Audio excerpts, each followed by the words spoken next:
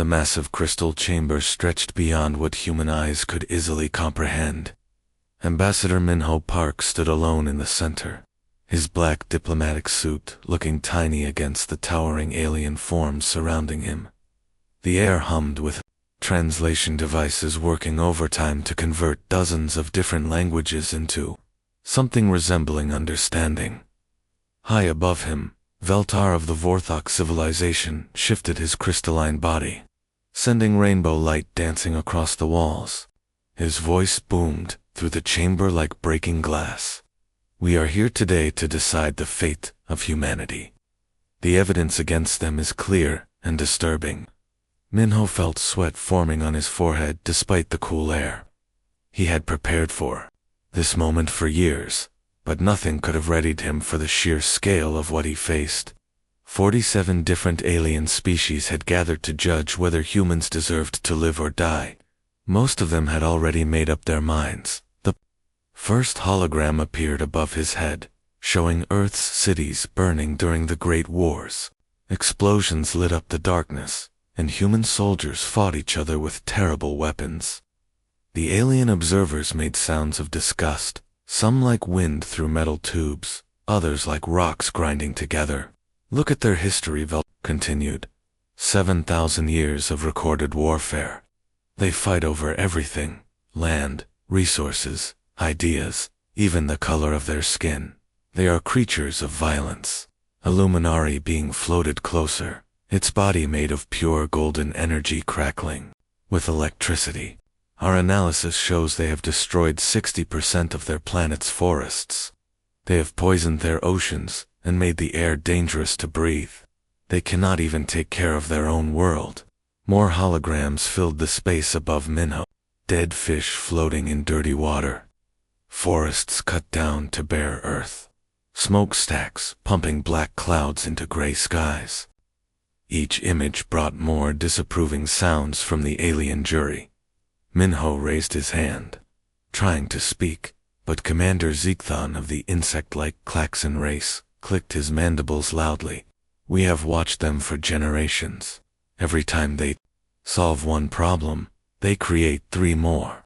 They are too chaotic, too unpredictable. They do not belong among civilized species. The holograms changed to show more recent events. Humans fighting over water rights. Protesters clashing with police. Nuclear weapons being tested. Military parades showing off bigger and deadlier guns. The alien jury saw exactly what they expected to see. Furthermore, Veltar's crystal face reflected the light as he spoke. They have barely achieved basic spaceflight. Their technology is primitive. They still burn fossil fuels and fight diseases we eliminated millions of years ago. They are not ready for galactic society. A floating jellyfish-like creature pulsed with bioluminescent patterns. Its translation came out in a musical tone. The computer models predict that if humans spread to other worlds, they will bring their violence with them. The risk is too great. Minho finally found his voice. Honored beings, please listen. What? You see, are our mistakes. Yes, but we have learned from them. We have grown. We have changed. His words seemed to echo uselessly in the vast chamber. A few alien heads turned toward him, but most continued their private conversations in languages that sounded like singing crystals and electronic music. We ended slavery, Minho continued, his voice getting stronger. We created international laws to prevent war crimes. We built organizations to help the poor and sick. We have art, music, literature that celebrates peace and understanding. Velt made a sound like glass breaking. All species claim to have art and music. What matters is behavior, not pretty words. The voting began without ceremony. Holographic symbols appeared above each alien delegation. Most showed a red symbol that Minho had learned meant terminate. A few showed yellow for undecided. Only 2 small delegations showed green for preserve. Minho watched the numbers climb. 38 votes for ending humanity. 7 undecided. 2 votes to let humans live. The decision is clear. Veltar announced. The cleansing protocol is approved. Humanity will be eliminated within 7 standard galactic cycles to prevent them from spreading their chaos to other worlds. The chamber began to empty as alien beings floated, walked, slithered, or teleported away. Minho stood frozen in place, unable to believe what had just happened. In 7 days, every human being who had ever lived would be dead. A few aliens paused as they passed him. One that looked like a walking tree said in a voice like rustling leaves, "I am sorry, human. Perhaps if your species had more time, ... But even this one had voted for extinction. As the great chamber fell silent, Minho finally understood the terrible truth. The galaxy had been watching humanity for thousands of years, but they had only seen what they wanted to see.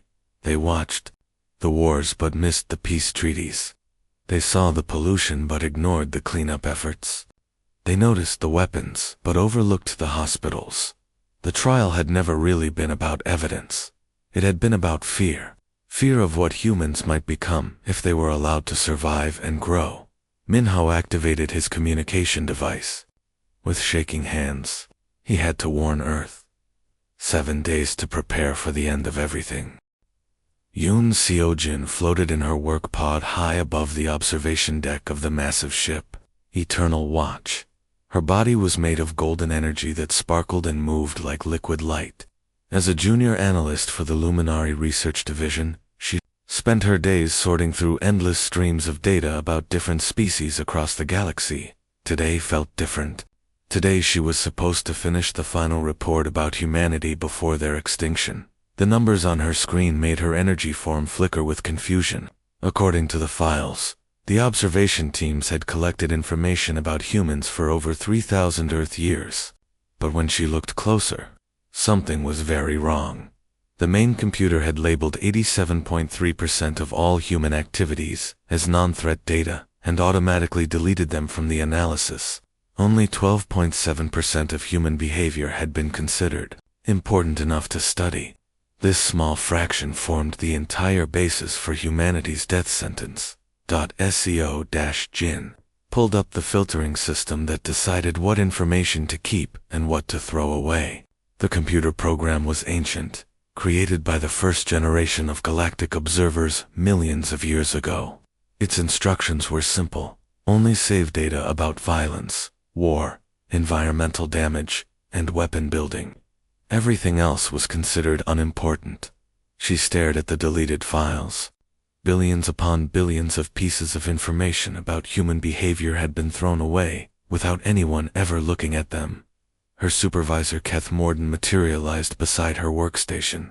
His energy form glowed with the cool blue light that meant he was busy and impatient. Analyst Yoon, the final report needs to be submitted in 6 hours. Fleet Command is waiting for confirmation that humans are dangerous enough to eliminate. Sir, I found something strange in the data collection process, Seojin said, her golden form pulsing nervously. The filtering system deleted most of the information about human behavior. What if we missed something important? Morden's form shifted to a darker blue. The filtering protocols have worked perfectly for 12,000 years. They successfully identified 17 different species that needed to be eliminated to protect galactic peace. Humans scored 847% above the acceptable danger level. But what if the deleted data shows something different? What if humans are not as dangerous as we think? Your job is to confirm what we already know, not to question the system. Morden's voice became colder. Submit the report exactly as written in the preliminary findings. The cleansing fleet launches tomorrow. After her supervisor left, Seojin stared at the massive archive of deleted human data. Somewhere in those files might be the truth about humanity. She made a decision that could end her career, and maybe her life. She would analyze everything, even the deleted files.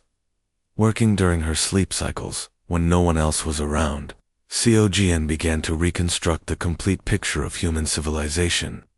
What she found amazed her. The deleted files were full of things the computer system had considered unimportant. a human female named Jimin, jumping into a frozen river to save a drowning child she had never met. Millions of humans giving money to help earthquake victims in countries they could not even pronounce. Scientists sharing their research freely. During a global disease outbreak, instead of keeping it secret for profit, she found records of human soldiers sharing their food with enemy prisoners. She discovered files showing humans adopting orphan children from other races and cultures.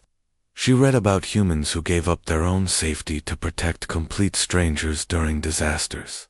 Most shocking of all, she found a pattern that the filtering system had completely missed. Every time humans faced a major crisis, they became more cooperative, not less. The deadlier the disease, the more freely they shared medical knowledge. The worse the natural disaster, the more they helped each other rebuild. The bigger the threat from outside, the more united they became. Seojian pulled up historical data from every advanced civilization in the galaxy. The Vorthok had gone through 3,000 years of crystal wars before achieving peace. The Luminari had nearly destroyed themselves in the Great Energy Wars. Even the peaceful Zephyrian hive means had experienced the silent years when they refused to talk to anyone for 1,000 years. Every advanced species had been violent and chaotic before becoming civilized. But none of them had shown humanity's unique ability to show kindness to their enemies even. While fighting them, she found video files that the computer had deleted as irrelevant. Human medics treating wounded enemy soldiers during wars. Human rescue workers risking their lives to save people from countries they were officially fighting against. Human families adopting children, orphaned by their own military actions. This pattern appeared in every culture, in every time period, in every type of conflict. Humans could fight fiercely when threatened, but they never lost their ability to show mercy and compassion. Seojin was putting together her findings when an urgent message flashed on her screen. Fleet Command had moved up the timeline. The cleansing ships were launching immediately and would reach Earth in 3 days instead of 7. With shaking energy tendrils, she compiled all her research and sent an emergency message to the Galactic Council. The response came back quickly. Analyst Yoon Seojin, report for disciplinary action immediately.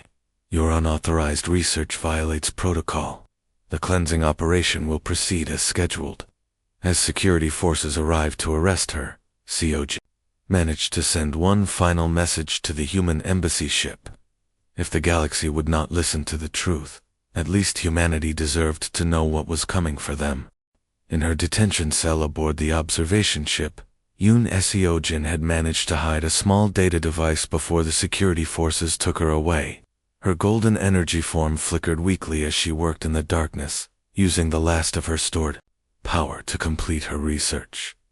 The truth about humanity was more incredible than she had ever imagined. Working through stolen moments when the guards changed shifts, Seojin pieced together the complete picture that had been hidden for thousands of years. The galactic computers had thrown away almost everything that made humans special, keeping only their worst moments. She discovered that humans had a pattern unlike any other species in galactic history. When faced with terrible disasters, they did not fall apart.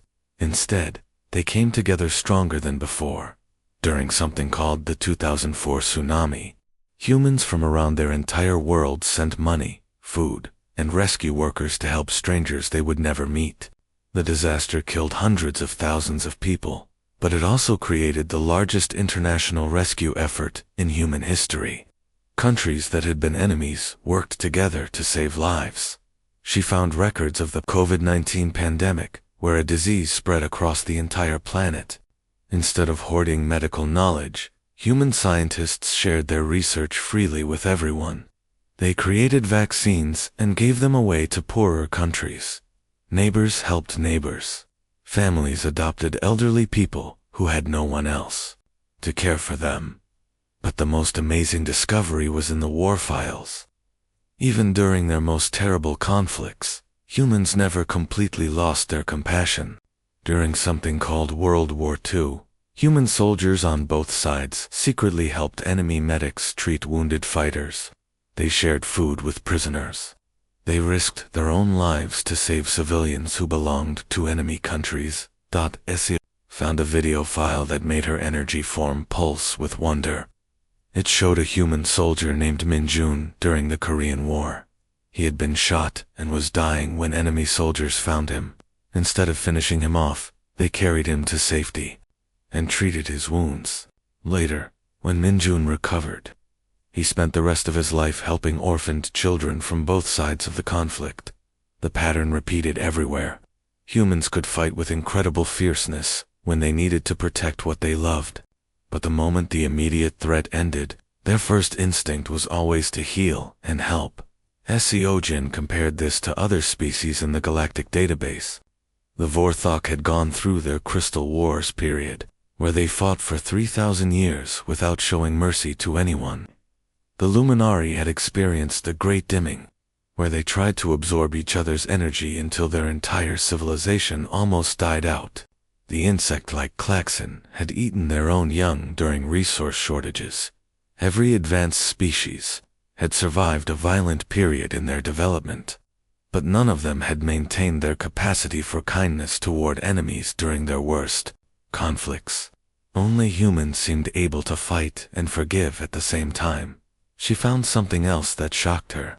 The galactic observation computers had been programmed to ignore inefficient behaviors that did not serve survival purposes. Acts of selfless kindness were automatically labeled as evolutionary mistakes and deleted from the files. But humans did these inefficient things constantly.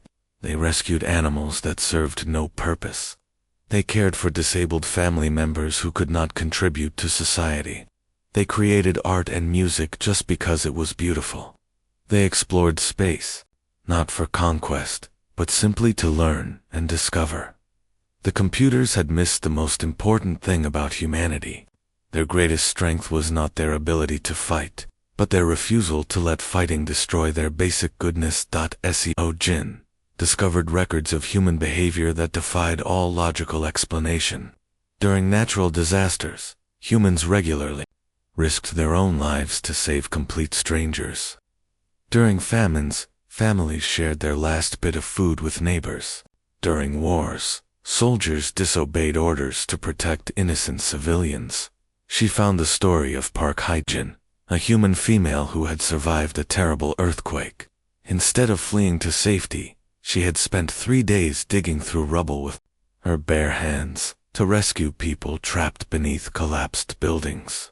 She saved 17 lives before finally collapsing from exhaustion. There was Kim Dong-ho, a human male who had given up his life savings to buy medical supplies for refugees from a country his own nation was fighting against.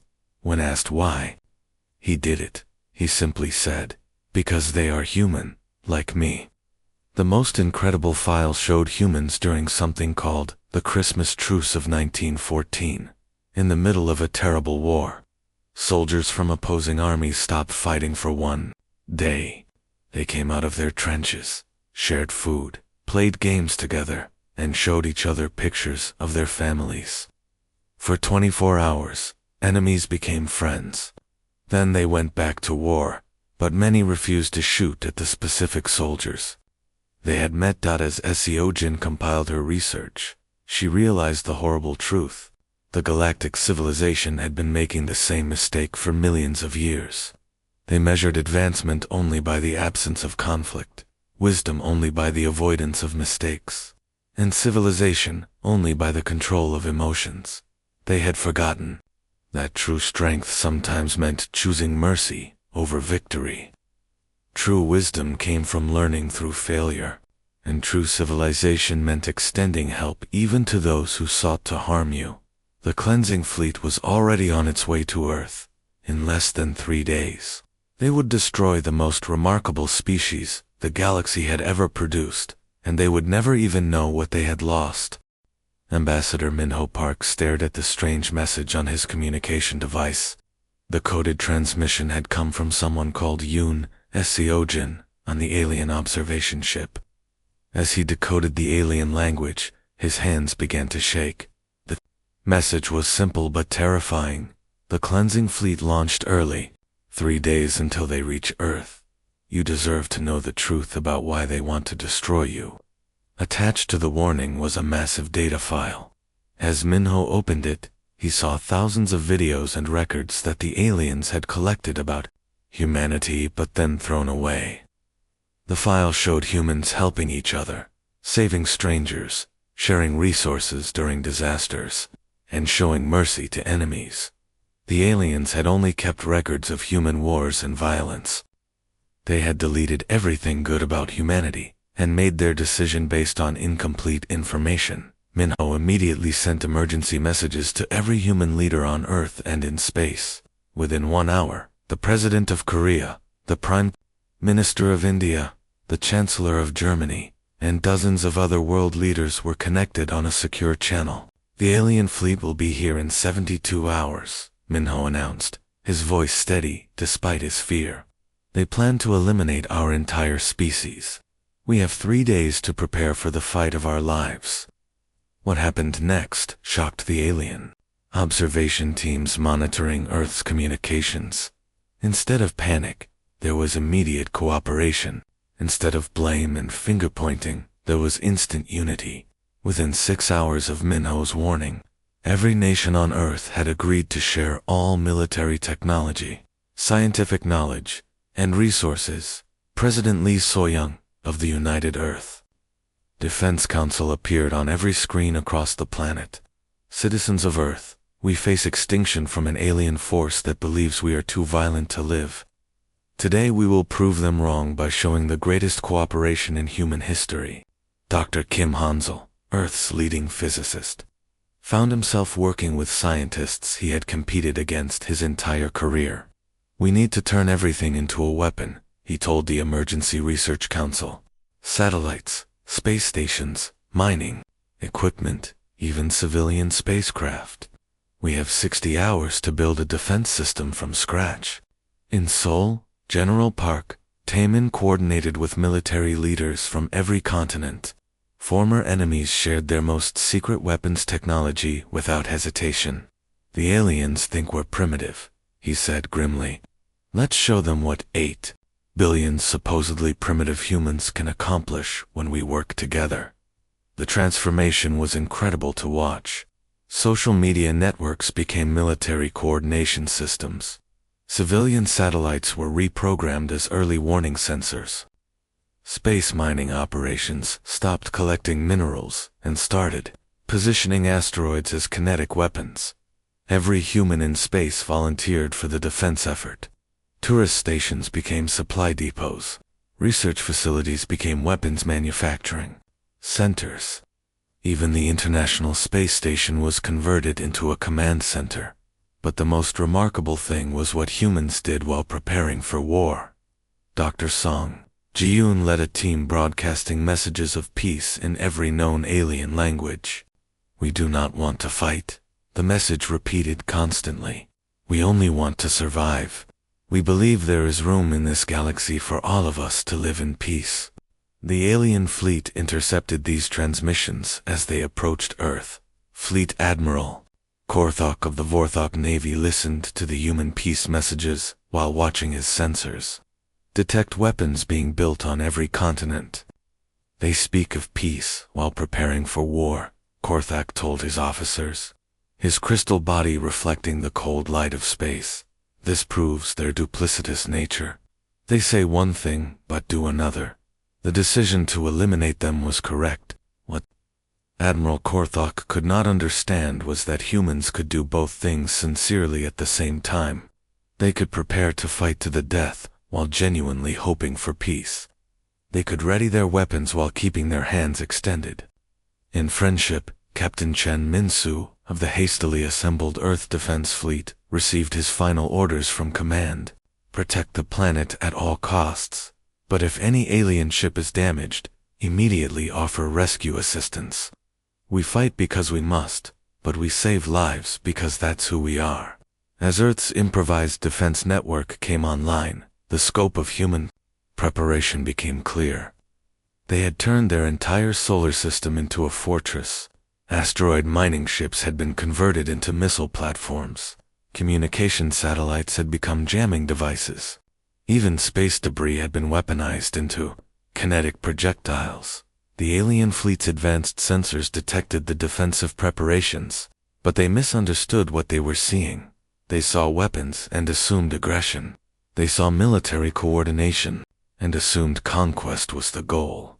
They completely missed the medical ships positioned behind every weapon platform. They ignored the rescue equipment built into every defensive system. They overlooked the constant peace broadcasts that continued, even as humans prepared for total war.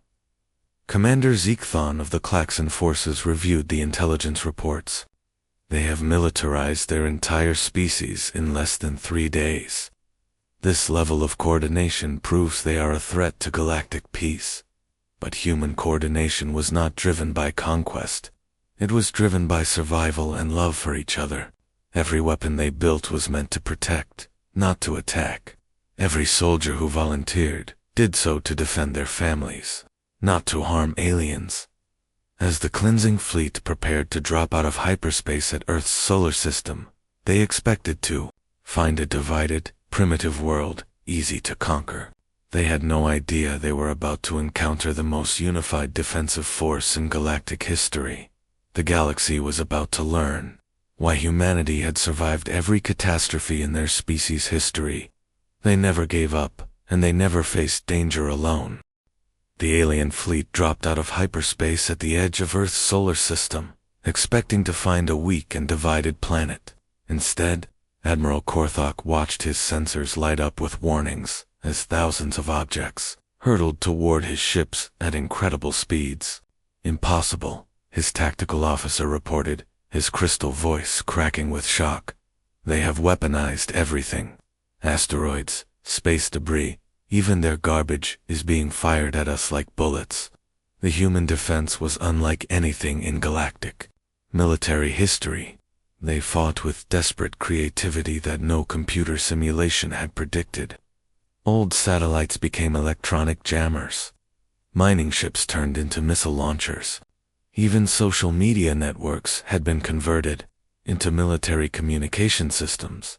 But what truly amazed the alien forces was what happened when their ships got damaged. Captain Choi Min-soo piloted his destroyer through a storm of alien energy.